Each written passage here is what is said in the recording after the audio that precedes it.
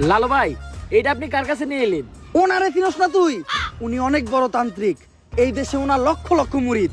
উনি নতুন একটা বই লিখছে, বইয়ের নাম শয়তান ধরার গর্জন।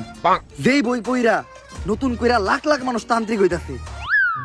কিন্তু লালু ভাই, আশেপাশে তো কোনো তান্ত্রিক বা মুরিদ দেখতেছি না। আরে ওগুলা তো সব ফেসবুক আর টিকটকে। বাবা, সঞ্জনা নামের এক আত্মার আমার ধরতে হইব বাবা, আপনি আমার সফল হওয়ার একটা উপায় দেন। যদি সফল হতে চাও তাহলে আমার লেখা এই বইটি নাও, শয়তান ধরার গর্জন। এই বইটি নেওয়ার সাথে সাথেই তোমার জীবনে থাকবে না কোনো অর্জন।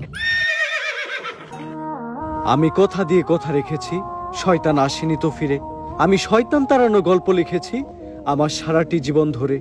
আমি অন্ধকারে মোমবাতি জ্বালিয়েছি, তবুও পাইনি ভূতের খোঁজ।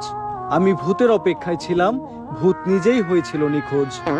শয়তান ধরার গর্জন, পৃষ্ঠা নাম্বার চুদলিংপং। বাবা, এটা তো মন্ত্র না, ছন্দ কইলেন। মার্কেটে আপাতত ছন্দই চলে। বাবা, বইটা একটা আমারও লাগবো। দাম কত এটার? মাত্র 1000 টাকা। 1000 টাকা দিয়ে আর কিনুম? 1000 টাকা হাতে নিয়ে ভূতের ডাক দিলে ভূত নিজেই চাল চলে আয় পড়বো। 1000 টাকা দিয়ে বইয়ের দাম, এই বইয়ের বিশেষত্ব কি? এই বইটা আমি আমার নিজ হাতে লিখেছি। দেহি আতেলে এত খারাপ? দেহি বইয়ের প্রথম পৃষ্ঠায় কি লেখা? মানুষকে ভোদাই বানানোর 100টি উপায়। 1000 টাকা দিয়ে 120টার এই বইটি নেন আর ঠাস করে ভোদাই হয়ে যান। এখন সফল হইতে গেলে তো এই বইটা লাগবেই, তো এই বইটা আমি নিয়ে গেলাম। বইয়ের টাকাটা? ওইটা আমি হোয়াটসঅ্যাপে পাঠাই দিব।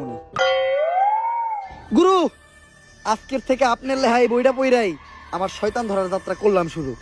শয়তান ধরার গর্জন, পৃষ্ঠা নাম্বার চুদলিংপং।